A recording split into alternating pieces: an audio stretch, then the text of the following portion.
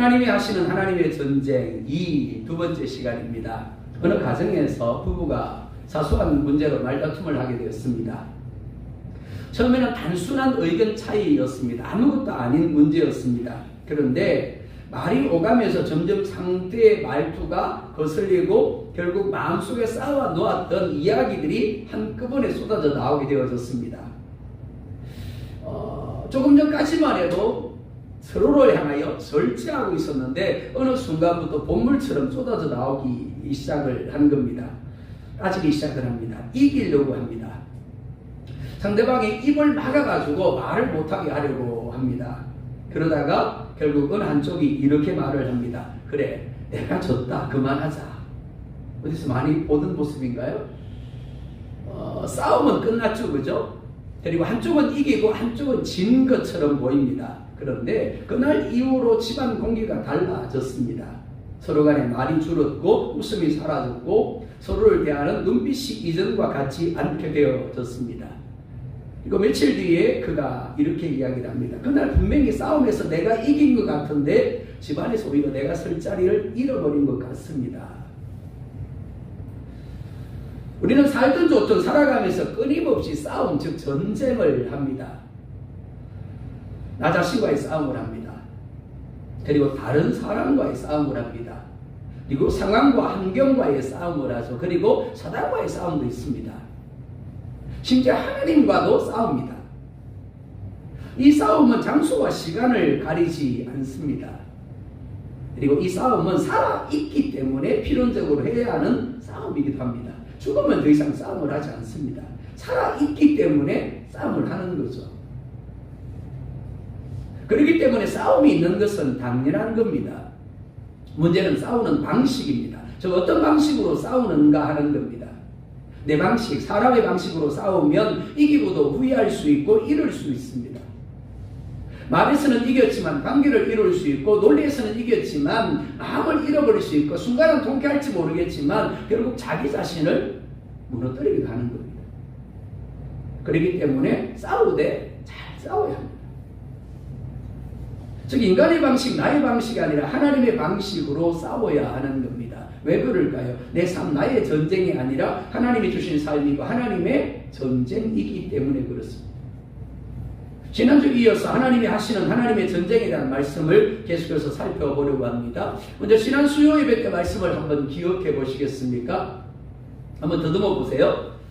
하나님은 이스라엘 백성들이 가나안 땅을 정복하기 위해서 전쟁할 때 기억해야 될 두 가지를 말씀해 주셨습니다. 첫째, 말과 병거와 백성이 너보다 많음을 볼지라도 두려워하지 말라라고 하셨죠. 객관적으로 10명의 정탐꾼들이 보고했던 것처럼 이스라엘 백성들과 가나안 주민과는 상대가 되지 않습니다. 키가 큰 거인인 아낙 조선이 있었습니다. 그리고 견고한 성읍이 있었습니다. 뛰어난 무기를 가졌고 훈련된 군사들이 수없이 많았습니다. 양적으로 질적으로 도저히 이스라엘은 가나안의 상대가 되지 않았습니다. 그러니까 어떻다고요? 두려울 수밖에 없는 거죠. 불안할 수밖에 없는 겁니다. 염려가 될 수밖에 없는 거죠. 10명의 정탐꾼이 반응한 것이 바로 그래서 그런 겁니다. 가서 보고 오니까 어떻더라고요? 못 이긴다는 거죠. 정복하기는 해야 되는데 그 땅에 안 들어가면 상관이 없어요. 그죠? 근데 그 땅에 들어가야 되니까 그 땅을 차지해야 되니까 두려운 겁니다. 불안한 거죠. 염려가 되는 겁니다. 도저히 안 되겠다는 생각밖에 들지 않기 때문에 그렇습니다. 그런데 하나님은 두려워하지 말라고 하십니다. 왜요? 애굽 땅에서 인도하여 내신 하나님이 그들과 함께 하시기 때문이라는 겁니다. 그 하나님이 어떤 하나님이라고요? 첫 번째, 말씀하신 것은 어떤 일이 있어도 반드시 이루시고 지키시는 하나님이라고 했죠. 그러니까 아브라함에게 가나안을 너와 네 자손에게 주겠다고 하셨으니까 또 모세와 이스라엘 자손들에게 가나안 땅을 주었다라고 하셨으니까 100% 아니 200% 반드시 주시는 겁니다. 누가 그렇게 한다고요? 하나님이요. 이는 이스라엘이 가진 자격이나 이스라엘이 가진 조건과는 상관이 없는 거예요. 이스라엘 잘 못 싸운다고 하나님 안 줄까요? 하나님이 이스라엘이 능력이 없다고 해서 하나님이 못 주실까요? 아니죠. 하나님의 전쟁이라는 겁니다. 하나님이 약속하신 것을 이루는 전쟁인 거죠.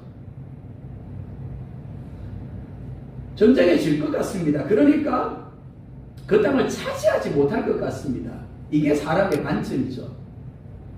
우리가 이렇기 때문에, 우리 교회가 이렇기 때문에, 우리 집은 이렇기 때문에, 우리의 가문은 이렇기 때문에, 우리 애들은 이렇기 때문에 라고 우리는 늘 생각을 합니다. 그게 우리의 관점이죠. 왜 그럴까요? 내가 해야 된다고 생각하기 때문에 그렇습니다. 내가 하고 우리가 해야 되고 우리 자녀가 해야 된다고 생각하니까 어떻다고요? 아니라는 거죠. 안 된다는 겁니다. 못한다는 거죠. 맞습니다. 틀린 게 아니에요. 만약 내가 해야 된다면, 우리가 해야 된다면, 우리 교회가 해야 된다면 어떨까요? 못하는 게 맞습니다. 안 되는 게 맞죠. 근데 성경은 뭐라 말씀합니까? 하나님이 함께 하셔서 하나님이 하신다라는 거죠. 하나님의 전쟁이라는 겁니다. 우리의 전쟁이 아니라. 그게 첫 번째였습니다. 두 번째, 하나님은 못하실 것이 없는 전능하신 능력의 하나님이라고 했습니다. 10가지 재앙을 애굽에 내리셨습니다. 홍해바다를 가르시고 마른 땅으로 건너게 하셨습니다. 40년 동안 아침에 만나를 저녁에 메추라기를 내려서 몇 명? 무려 200만 명을 40년 동안 먹이셨어요. 반석에서 생수를 내어서 200만의 사람들에게 마시게 하셨죠. 그리고 그 하나님이 어떻게 해요? 요단강에 물을 멈춥니다. 그리고 여리고를 무너뜨리고 요수아의 한마디에 해바다를 멈추어 주셨어요. 뿐만이 아닙니다. 천둥과 번개로 어떻게 해요? 이스라엘 대적을 치셨어요. 하나님이 앞서서. 대단하지 않습니까? 그렇습니다. 전능하신 하나님이 앞서 가시면서 이스라엘의 대적들과 싸우는 거예요. 이스라엘 백성들은 단지 그 하나님을 뭐 한다고요? 따라가는 겁니다. 이스라엘 백성들을 앞세우고 자 나가! 그리고 하나님은 뒤에서 말만 하는 분이 아니라는 겁니다. 하나님이 앞서 가시면서 싸우세요. 그러면서 뒤에 따라오면서 이삭 죽게 해. 우리 하나님이 그런 하나님이라는 거예요.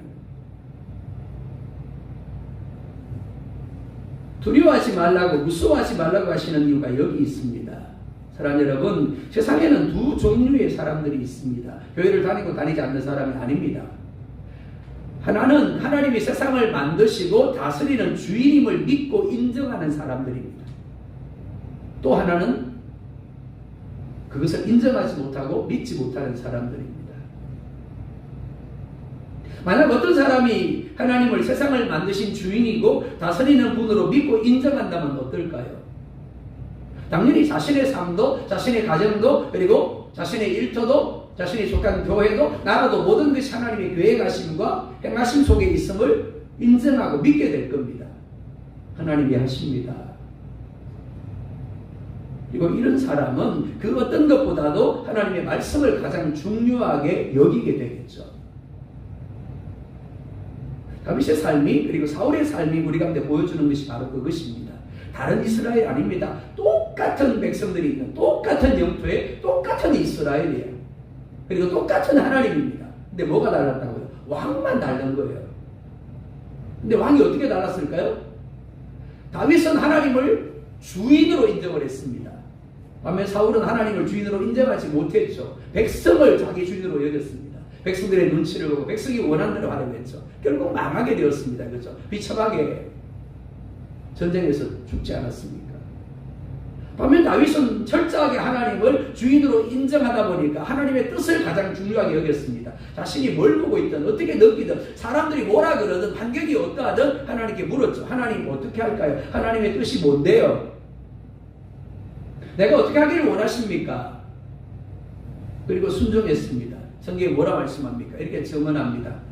여호와께서 다윗과 함께 하심으로 그가 어디를 가든지 뭐하게 하시니라? 이기게 하십니다. 요셉도 마찬가지입니다. 사랑받는 아들에서 한순간에 노예가 되었습니다. 얼마나 억울했을까요? 얼마나 원망이 쏟아져 나왔을까요? 근데 성경은 그렇게 말씀하지 않아요. 하나님 말씀대로 범죄하지 못하겠다라고 뛰쳐나왔는데 그것 때문에 억울하게 누명을 쓰고 옥에 들어갔어요. 분통 터져요? 안 터져요? 터지지요. 근데 성경의 창세기 39장을 보면 전혀 그런 분위기가 아닙니다. 그죠? 창세기 39장은 그냥 결론이 이거예요. 하나님이 요셉과 함께 하시면 그가 형통한 자가 되었고 그가 하는 모든 일들이 형통하였더라. 무슨 말인가 하면 요셉이 그런 상황에서 하나님을 자기 주인으로 인정했다라는 겁니다. 그래서 나중에 뭐라고 표현합니까? 당신 나를 팔았다고 두려워하지 말라고. 하나님이 당신들을 구원하려고 나를 먼저 보낸 것이다. 이게 요셉의 믿음이었습니다. 이 믿음이 있으니까 어떻다라고요? 노예 자리에서도 억울한 누명을 쓰고 옥에 있는 자리에서도 얼마든지 참을 수 있는 겁니다. 인내할 수 있는 거죠. 기다릴 수 있었던 겁니다. 그렇습니다. 근데 문제는 뭐가 하면 많은 이들이 입으로는 하나님이 주인이라고 말하면서도 정작 자신의 삶이 요셉처럼 다윗처럼 하나님의 계획하심과 역사하심 가운데 있음을 인정하지 못한다는 겁니다. 사랑하는 여러분, 우리의 삶, 우리의 가정, 우리의 일터, 우리 교회, 우리나라 이 모든 것들은 죄로 인하여 오염되고 망가진 세상을 다시 회복하시려는 하나님과 그것을 거스려 대적하려는 사단과의 영적 전쟁입니다. 오해하시면 안 됩니다. 내가 수요 예배 한번 나오고 안 나오고 그게 아닙니다. 내가 새벽기도 한번 빠지고 안 빠지고 그게 아니에요. 뭐라고요? 영적 전쟁이라는 겁니다. 회복하시려는 하나님과 그 회복하심을 막으려는 사단과의 영적 전쟁 중에 있는 겁니다. 결국 내가 믿음으로 하나님께 반응하느냐 아니면 상황 환경 가운데 아니면 나의 욕망 가운데 반응하느냐에 따라서 어떻다고요? 승리자가 되기도 하고 패배자가 되기도 하는 거예요. 즉 단지 무엇을 하고 하지 않는 것이 중요한 것이 아니라 그것을 주도하는 것이 누구이고 또 어떤 방식으로 하는가가 중요하다라는 겁니다. 그래서 하나님은 두 마음을 품은 이들을 어떻게 해요? 전쟁터에서 돌려보내라고 했어요. 새 집을 짓고 누리지 못한 사람, 포도원을 만들고 열매를 먹지 못한 사람, 여자와 약혼하고 결혼하지 못한 사람은 몸은 전쟁터에 있는 마음은 어디가 있다고요? 새 집에 가 있는 겁니다. 약혼한 여자에게 가 있는 거죠.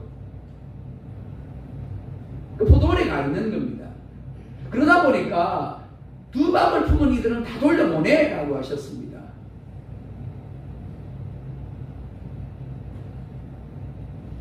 즉 두 마음을 품은 이들은 전쟁에서 패할 수밖에 없다라는 겁니다. 하나님께 한 발, 세상에 한 발 적당하게 담그고 적당하게 신앙생활을 하면 될 거야? 아닙니다. 천국과 지옥의 문제가 달린 거예요. 삶 가운데서 하나님을 누리지 못하느냐 누리느냐가 달려있는 거예요. 뿐만 아닙니다. 두려워하는 자, 마음이 허약한 자 역시 돌려보내라라고 하십니다. 왜냐하면 그들의 부정이 다른 사람들에게 영향을 미칠 수 있기 때문입니다. 왜 사람들이 쉽게 말을 할까요? 왜 쉽게 행동을 할까요? 왜 교회 안에서 하나님을 믿는다고 하는 이들이 회의를 하면서 자꾸만 부정적인 이야기를 하는 걸까요? 그게 영적 전쟁이라는 것을 생각하지 못하기 때문입니다. 단지 뭘 하고 안 하고가 아니에요. 하나님의 원하심에 믿음으로 반응하느냐 아니면 인간적인 생각으로 반응하느냐의 문제인 겁니다. 연령의 정당군의 부정적인 말 때문에 무려 200만의 출애굽 1세대가 어떻게 해요? 밤새도록 통곡합니다. 겨우 10명인데 200만을 움직였어요. 대단하지 않습니까? 어떻게 되었습니까? 결국 출애굽 1세대가 가나안에 들어가지 못하죠. 모두가 광야에서 죽을 수밖에 없었습니다. 자, 오늘 세 번째입니다. 먼저 화평을 선언하라라고 말씀을 합니다. 10절 함께 보겠습니다. 시작.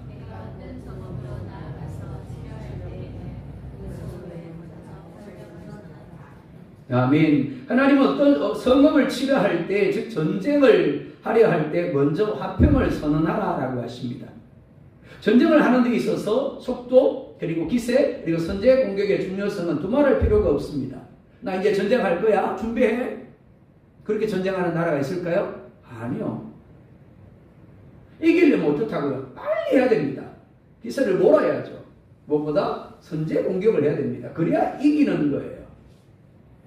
그런데 하나님은 싸움을 시작하기도 전에 먼저 멈추어 서게 하십니다. 너희가 치료할 때라고 말씀하죠. 전쟁하려고 하느냐? 일단 멈춰라.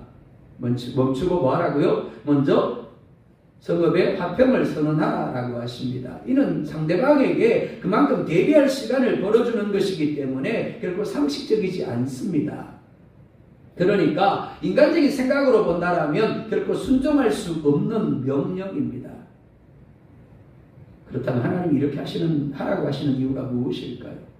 자, 11절에서 13절입니다. 시작. 그 성읍이 만일 화평하기로 화답하고 너를 향하여 성문을 열거든 그 모든 주민들에게 네게 조공을 바치고 너를 섬기게 할 것이요.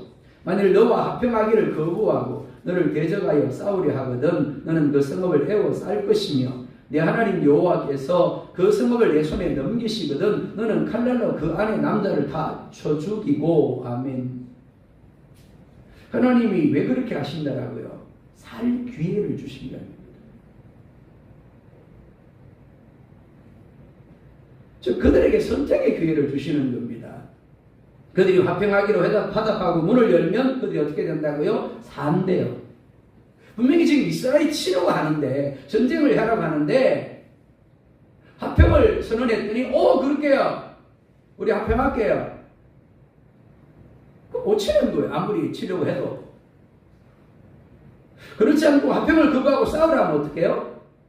남자를 다 소축이라고 하십니다. 진멸하라고 하세요.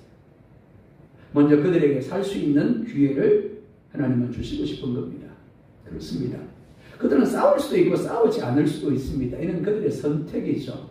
그리고 그들이 선택한 대로 화평하기도 하고 싸움으로 첫 죽임을 당하기도 할 겁니다. 하나님은 무조건 싸우라고 무조건 죽이라고 하시지 않습니다. 먼저 선택할 기회를 주십니다. 그리고 자신들이 선택한 대로의 결과를 맞게 하시는 겁니다. 그래서 이렇게 말씀을 합니다. 내 하나님 여호와께서 그 성읍을 내 손에 넘기시거든. 무조건 하나님이 넘기시는 게 아니라는 겁니다. 우리는 우리의 생각을 따라 우리의 욕망을 따라 우리의 계획을 따라 무조건 삼키려고 그러죠. 무조건 싸움을 하려고 합니다. 근데 그게 아니라는 거죠. 이 싸움들이 가장 많이 일어나는 현장이 어딜까요? 일터입니다. 일터. 농사할 때. 또요. 새로운 사고를 하려고 할 때. 그리고 직장에서 일을 할 때. 우리 안에는 욕망이 꿈틀꿈틀하죠. 그죠? 꿈틀꿈틀하면서 어떻게 해요? 자꾸 싸우려고 하는 겁니다. 근데 그 싸움이 나의 욕망으로 인한 싸움이 되어서는 안 된다라는 겁니다. 하나님이 내게 넘겨주시는 싸움이어야 한다는 거죠. 그래야 형통한 거예요. 그래야 하나님이 축복하시는 겁니다.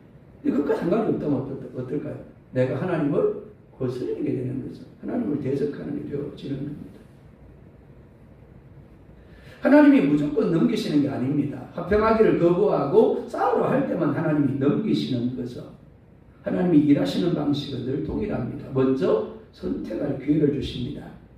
아담에게 하나님 뭐라 말씀합니까? 선악을 알게 하는 나무의 열매를 먹지 말아라. 먹는 날에는 정녕 죽으리라. 하나님이 아담에게 선택권을 주셨습니다. 먹을 수도 있고 안 먹을 수 있는 거예요.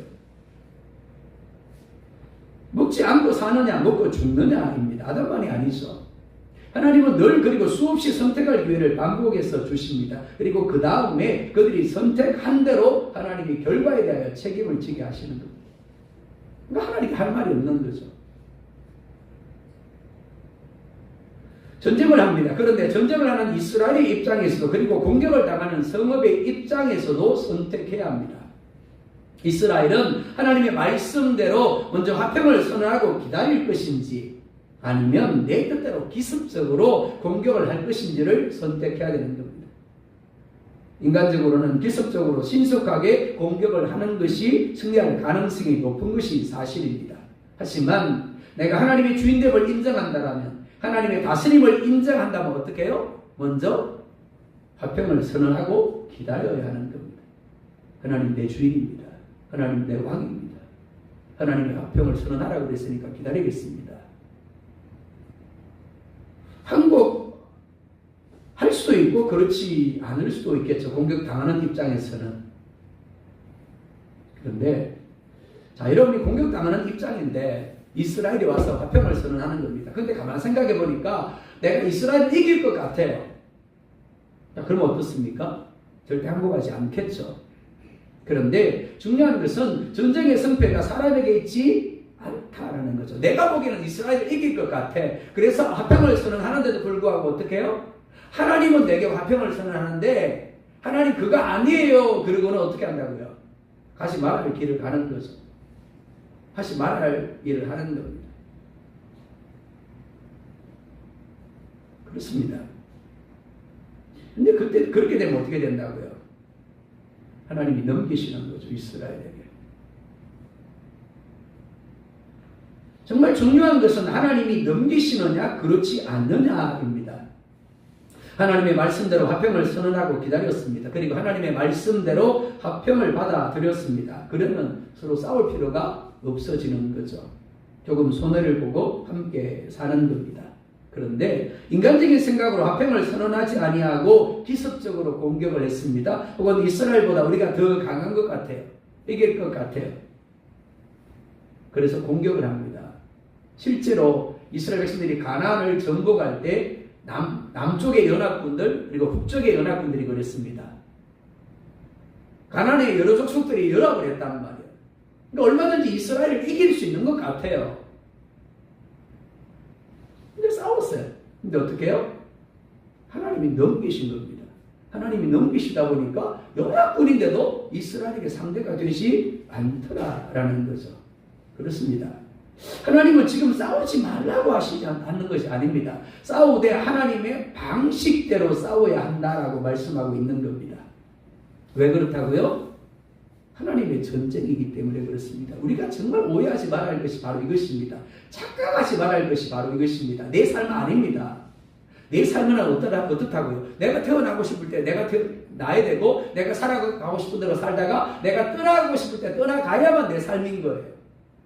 근데 하나님이 보냈잖아요. 하나님이 살게 하시잖아요. 하나님이 떠나가게 하신단 말이에요. 나는 떠나가고 싶지 않은데.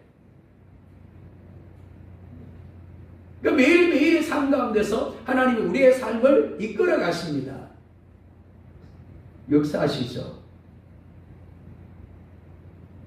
단순히 하나님이 이끌어 가신다가 아니라 영적 전쟁인 겁니다. 하나님의 뜻을 이루시기 위하여. 그렇기 때문에 어떻게 해요? 내 삶이 아니라, 내 가정이 아니라, 내 일터가 아니라, 우리 교회가 아니라 하나님이라는 그 존재 안에서의 우리의 삶, 우리의 가정, 우리 교회, 우리 일터로 볼 수 있어야 된다는 거예요. 그럼 어떨까요? 하나님 어떻게 할 거예요? 되겠죠. 그럴 때 하나님이 어떻게 하신다고 넘기시는 거예요. 지난번도 제가 그 이야기를 했습니다. 그렇죠? 사업을 시작하면서 하나님 앞에 먼저 물어야 합니다. 하나님, 내가 이런 사업을 하고 싶은 마음이 있습니다. 어떻게 할까요? 단순히 사업을 하고 안 하고의 문제가 아닙니다. 뭐라고? 전쟁입니다. 하나님의 전쟁이에요. 대부분 사람들 어떻다고요? 그냥 내 생각대로, 내 뜻대로 다 해놓고는 목사님한테 와서 축복 기도만 해주세요. 예배 드려주세요. 하는 거죠. 그러다가 잘못되면 어떻다고요? 목사님이 빡시게 기도 안 해서 그래요. 아니면 하나님 다 이렇게 되는 거죠. 그렇습니다. 하나님이 내 주인이시다. 그리고 하나님이 내 삶의 주인이라는 것을 인정하는 것, 그리고 믿음이 필요합니다. 그러면 얼마든지 나의 생각, 내 감정, 내 기분을 내려놓고 주인이신 하나님의 뜻대로 어떻게 해요? 화평을 선언할 수 있는 거죠. 우리 역시 살아가노라면 참 많은 싸움을 합니다. 그런데 우리가 정말 중요하게 여겨야 할 것은 내가 이기는 게 아닙니다. 내가 잘 되는 게 아니에요. 내가 이긴들, 내가 잘 된들 얼마나 잘 될 수 있을까요? 얼마나 만족할 수 있을까요? 내 뜻대로 되는 건 아닙니다. 사람들은 자기 뜻, 자기 감정이 이끄는 대로 이기려고 합니다. 되려고 해요. 하지만 하나님은 우리에게 그것보다 더 중요한 것이 있다고 하십니다. 즉 우리는 이기기 위해서 싸우는 것이 아니라 무사람을 어떻게 해요? 살리기 위해서. 하나님 안으로 끌어들이기 위해서, 화평하기 위해서 싸우는 사람이 되어야 한다는 거예요. 그게 교회예요. 근데 그 본질이 무너져 버리니까 어떻다라고요? 교회 밖에 있는 사단과 싸워야 하는데 그 밖에 있는 무사람들과 영적 전쟁을 해야 되는데 진짜 그들과 안 싸우고 누구로 싸워요? 교회 안에 있는 성도들끼리 싸우게 되어지는 겁니다. 그 본질이 무너지니까.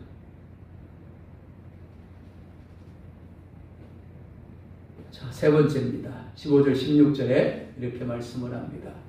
시작. 내가 내게서 멀리 떠난 성읍들을 이 민족들에게 속하지 않는 성읍들에게 이같이 행하느니와 오직 내 하나님 여호와께서 내게 기업으로 주시는 이 민족들의 성읍에서는 호흡 있는 자를 하나도 살리지 말지니. 아멘. 화평을 선언하라고 하신 하나님이 내게 기업으로 주시는 이 민족들의 성읍에서는 호흡 있는 자를 어떻게 해요? 하나도 살리지 말래요. 저 무조건 화평이 아니라는 겁니다. 즉 하나님은 사랑의 하나님인 동시에 공의의 하나님입니다. 하나님이 가나안 족속에 대하여 호흡 있는 자를 하나도 살리지 말라고 하시는 이유가 무엇일까요? 영적인 문제 때문입니다. 가나안이라는 민족에 대한 증오가 아닙니다. 그들이 가진 우상 숭배와 그들이 가진 악한 문화에 대한 증오인 겁니다.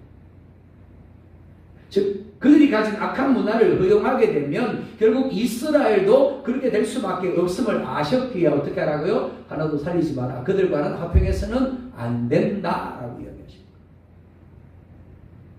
18절 함께 봅니다. 이는 그들이 그 신들에게 행하는 모든 가증한 일을 너희에게 가르쳐 본받게 하여 너희가 너희 하나님 여호와께 범죄하게 할까 함이니라. 이스라엘 백성들이 얼마든지 가나안 주민들과 함께 살 수 있습니다. 자, 오해하지 말아야 됩니다. 우리가 예수님을 믿게 되었기 때문에 이제 믿지 않는 사람들을 만나지 말아야 됩니다. 성경은 결코 그렇게 말하지 않아요. 너희는 세상의 빛이라, 세상의 소금이라라고 이야기를 하죠. 세상 가운데 우리는 더불어 살아야 합니다. 그런데 더불어 산다라는 의미가 그들의 것들을 배우라는 의미는 아닙니다. 그들의 것들을 허용하라는 의미는 아니에요. 이스라엘 백성들의 문제는 가나안 족속들과 살면서 그들에게서 배우지 말아야 할 것을 배우게 되었다라는 겁니다. 저 우상 숭배를 배웁니다. 악한 문화를 배웁니다. 그로 인하여 어떻게 해요? 범죄하는 길로 가게 되었다라는 겁니다. 이스라엘 백성들이 가나안에 정착을 합니다. 그리고 농사를 합니다. 근데 문제는 농사에 대해서 전혀 몰라요. 문외한인 겁니다. 그래서 가나안 사람들에게서 배웁니다. 근데 문제가 뭐가 하면 가나안 사람들의 농사는 우상 숭배와 연결이 되어 있었다라는 겁니다. 비를 내려주시는, 그리고 풍요를 누리게 하는, 이게 다 누구한테서 나온다? 바알과 아세라한테서 나온다고 여긴 거예요. 그래서 난잡한 제사를 하면서 난잡한 성관계를 가지고 그런 겁니다. 그래야만 바알과 아세라가 비를 내려주고 농사를 잘 되게 한다고 믿은 거예요. 그렇습니다. 이스라엘 백성들은 가나안 족속들에게서 농사만 배운 것이 아니라 그들이 가진 우상 숭배와 악한 문화도 배웠습니다. 이스라엘 백성들은 가나안인들과 함께 살면서 여전히 하나님을 섬겼습니다. 하나님 안 섬긴 게 아니에요. 그런데 하나님만 섬긴 것이 아니라 바알도 아세라도 갖가지 우상들도 섬겼다라는 겁니다. 성전에 가서 제사도 하고 갖가지 우상들의 신전에 가서도 제사를 했습니다. 그런데 어떻게 했다고요? 말씀만 따라간 것이 아니라 세상의 방식도 따라갔다라는 거죠. 짬뽕이었다는 거죠. 혼합되어 있었다라는 거죠. 조금씩 가나안의 것을 배우고 조금씩 가나안의 것들을 받아들임으로 그것들이 당연한 것처럼 여겨졌다라는 거죠. 결국 어떻게 되어졌을까요? 한 발은 가나안에, 한 발은 하나님께.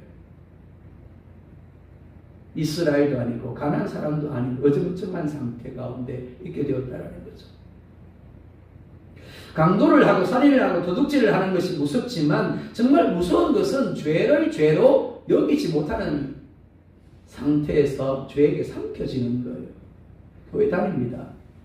종교 행위를 합니다. 근데 죄를 죄로 여기지 못해요. 그게 제일 무서운 겁니다. 한 번은 괜찮겠지, 이 정도는 괜찮겠지, 세상이 다 그런데, 다른 사람들도 다 그렇게 사는데, 하나님을 안 믿는 것이 아닙니다. 말씀을 안 믿는 게 아니에요. 오해하시면 안 됩니다. 하나님 믿어요. 말씀 믿어요. 근데 뭐도 믿는다? 세상도 믿는 거예요. 세상의 방식도 믿는 거죠. 그러다 보니까 적당하게 타협하며 사는 겁니다. 이 타협이, 이 적당히가 결국 거룩을 무너뜨리고 신앙 전체를 무너뜨리는 겁니다. 하나님이 가나안 성읍의 사람들은 결국 하나도 살리지 말고 죽이라고 하시는 이유가 여기 있습니다. 그건 타협의 대상이 화평의 대상이 아니라는 겁니다. 하나님은 우리가 이 세상에서 성공하며 사는 것보다 거룩하게 사는 걸 원하세요. 성공하게 살면 정말 하나님 그걸 나타낼까요? 아니요. 좀 못 살아도 거룩하게 사는 것이 하나님의 영광을 나타내는 겁니다. 인간의 관점으로는 타협하면 편하게 살 수 있을 것처럼 여겨지는 게 사실입니다. 적당히 섞이면 갈등도 줄어들고 당장 손해를 보지 않아도 될 것처럼 보입니다. 하지만 하나님은 이스라엘이 가나안 땅에서 오래 살기보다 하나님의 백성답게 살기를 원하셨습니다. 그래서 하나님은 편리함보다 거룩함을 그리고 안정보다 순종을 요구하시는 겁니다. 사랑하는 여러분 어떻습니까? 여러분이 화평을 선언하고 받아들여야 할 사람 그리고 문화는 무엇입니까? 하면 끊어야 할 관계, 온전히 진멸해야 될 가나안의 문화는 무엇입니까? 여러분의 삶이 영적 전쟁임을, 하나님의 전쟁임을 인식하고 있습니까? 나의 전쟁이라면 나의 방식으로 싸워야 하지만 하나님의 전쟁이기 때문에 하나님의 방식으로 싸워야 합니다. 하나님은 오늘 우리를 전쟁터로 보내시지만 우리 혼자 싸우게 하지 않습니다. 하나님이 우리를 위해 싸우십니다. 우리가 반드시 이길 수 있는 이유가 여기 있습니다. 우리가 반드시 하나님의 말씀, 하나님의 방식대로 싸워야 하는 이유 또한 여기 있습니다. 그런 저와 여러분들 될 수 있기를 예수님의 이름으로 축복합니다.